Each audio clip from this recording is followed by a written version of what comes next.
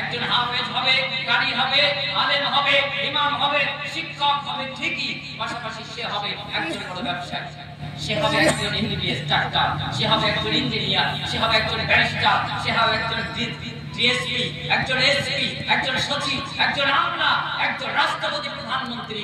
আমরা সময়ের দাবি করছি, আমি আপনার দিদি ভাই হিসেবে দাবি রাখছি, এই দেশের রাষ্ট্রপতি সর্বোচ্চ সম্মানের আসন, সর্বোচ্চ নাগরিক এপিজে ডক্টর আব্দুল কালাম এই আসন গ্রহণ করেছিলেন। আমার আপনার বাড়িতে যে ছেলেটা, যে মেয়েটা, আমি আপনার ভবিষ্যৎ ডক্টর এপিজে আব্দুল কালামকে দেখতে পাই, মাওলানা আবুল কালাম আজাদকে দেখতে পাই, কিন্তু দুর্ভাগ্য আপনি ওই ছেলেটাকে মূল্যায়ন না করার কারণে ও হয়ে গেল একজন সেলাই কারখানার কারিগর, ও হয়ে গেল ধান কাটা একজন লেবার, ও হয়ে গেল কেরালায় একজন রাজমিস্ত্রি, ও হয়ে গেল আপনার বোম্বাই একজন রাজমিস্ত্রি।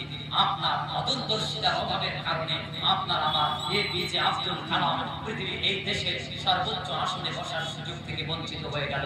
তাহলে আপনি আপনার সন্তানকে বঞ্চিত করে ছাড়ছেন। আমি জোর দাবি জানাই,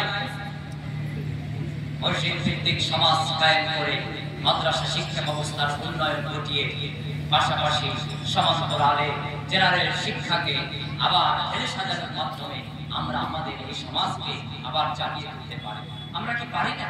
আইসিডিএস স্কুলে ম্যাডামকে যে একবার মা বলে সম্বোধন করে বলতে যে আমি আমার বাচ্চাটাকে আপনার কাছে পাঠিয়েছি শুধু একটা ডিম সিদ্ধ খাবারের জন্য নয়, শুধু এক প্লেট এক কেটলি খিচুড়ির জন্য আমার ছেলেটা মেয়েটা আসেনি।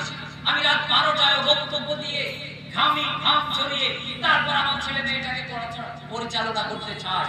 প্রখরদের মধ্যে ধানের জমিতে চাষ করে, ফসলের জমিতে চাষ করে আমি কষ্ট করে আমার ছেলে মেয়েটাকে মানুষ করতে চাই। আপনার এখানে এসে সরকারি অনুদান, মিড ডে মিলের খাদ্য, ডিম, খিচুড়ি, ডাল, চাল খা, কিন্তু আপনি তাকে অক্ষর জ্ঞান দেন। জীবনে হয় আমার আইসিডিএস এর ম্যাডাম, আমার ওই মা, সে কি আমাদের কথা রাখবে না? আমরা কি একবার পারি না আমাদের বাড়ির পাশে ওই প্রাইমারি স্কুলের 5-7জন শিক্ষককে নিয়ে একটু অভিভাবক 25 জন বসতে আমরা কি বলতে পারি না এই সমাজের চালক শিক্ষক আপনারা আমাদের জীবনের সবথেকে সম্মানের পাত্র। অতএব প্রাইমারি স্কুলের শিক্ষক, হাই স্কুলের শিক্ষক, প্রধান মাস্টার জি, আপনার হাত ধরে বলছি, আপনার পায়ে পড়ে বলছি, আমাদের ছেলে মেয়েগুলি আপনাদের কাছে দিয়েছি মানুষ করার জন্য, শিক্ষা প্রদানের জন্য। আপনারা অন্যান্য সাইজ কমিয়ে দেন, শিক্ষার খাতটাকে একটু বাড়িয়ে দেন। আমরা কি একটু প্রাইমারি স্কুলের শিক্ষকদের বললে তারা কি এতই খারাপ হয়ে গেল যে তারা এই আবেদন রাখবে না? আমি তো দেখি এখন তারা সমাজের সব থেকে সচেতন নাগরিক, এখন তারা সব সময় সরকারি সব কিছুতে সরকারি ডাক পায়, বেসরকারি ডাক পায়, সব থেকে সচেতন মানুষ। আমরা একটু বলি না বলে আজকে আমাদের প্রাইমারি স্কুলের শিক্ষা ভেঙে পড়েছে, হাই স্কুলের শিক্ষা ব্যবস্থা অমূল অবস্থায় আছে। এখানে যদি একটি ভূমিকা আমরা নেই, একটু যদি তদারকি করি, ইনশাআল্লাহ অবশ্যই আমরা এটাকে ঢেলে সাজাতে পারবো।